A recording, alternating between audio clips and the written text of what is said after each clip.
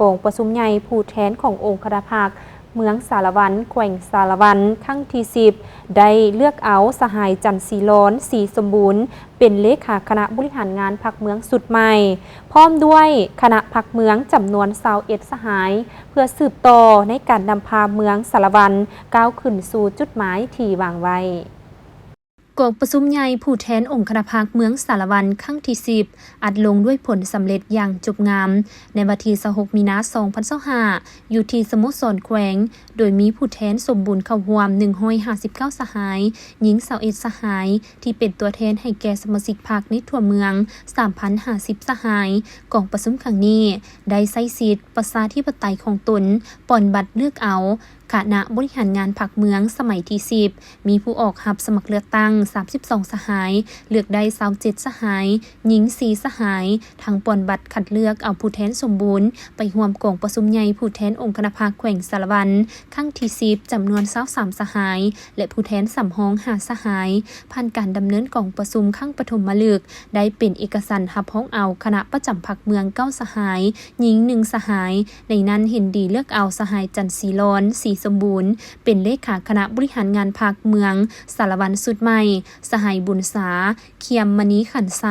และสหายกำสมัยแสนแทหลวงเป็นห้องเลขาพรรคเมืองเลือกเอาสหายสมบัติไตรยราชเป็นประธานกฎการพรรคเมืองสหายแสงสวรรค์อินทวงศ์ศรีและสหายนางเหรียญทองจันทวงศ์เป็นห้องประธานกฎการพรรคเมืองสหายจันทร์ศรีร้อนศรีสมบูรณ์ได้ตีราคาสูงว่า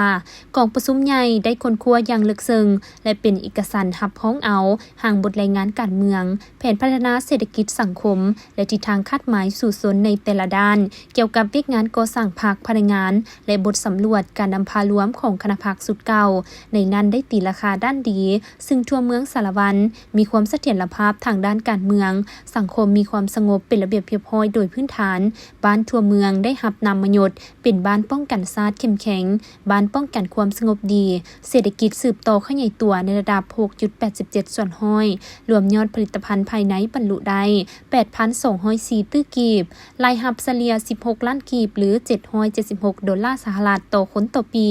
การจัดเก็บรายรับเข้างบประมาณปฏิบัติได้ลื่นคาดหมายแต่ละปีคุ้มครองรายจ่ายให้สอดคล้องกับวินัยการเงินอย่างเข้มงวดการลงทุนก็เพิ่มขึ้นบ้านและครอบครัวทุกยากก็ได้รับการแก้ไขลดลงเทื่อละก้าวการปรับปรุงก่อสร้างพรรครากฐานพรรคทั่วเมืองได้รับนำมายศเป็นหน่วยพรรคปลอดใสเข้มแข็งนักแน่นหลายปีต่อเนื่องการขยายพรรคเพิ่มขึ้นทางด้านปริมาณและคุณภาพเวียกงานบูรณะกงจักรรัฐและองค์การปกครองก็มีความนักแน่นเข้มแข็งแนวเล้าสั่งชาติและองค์การจัดตั้งมหาชนก็ได้ออกแหงเสริมขยายมูลเสื้อของพรรคของชาติเข้าในกระบวนการต่างๆของมหาชนได้เป็นอย่างดีแนวทางการต่างประเทศที่พรรควางออกได้ปฏิบัติอย่างถูกต้องหอบด้านเหตุให้แนวทางนโยบายของพรรคและมติกองประชุมใหญ่ครั้งที่10ขององค์คณะพรรคเมืองได้รับการจัดตั้งปฏิบัติให้บรรลุผลตามระดับคาดหมาย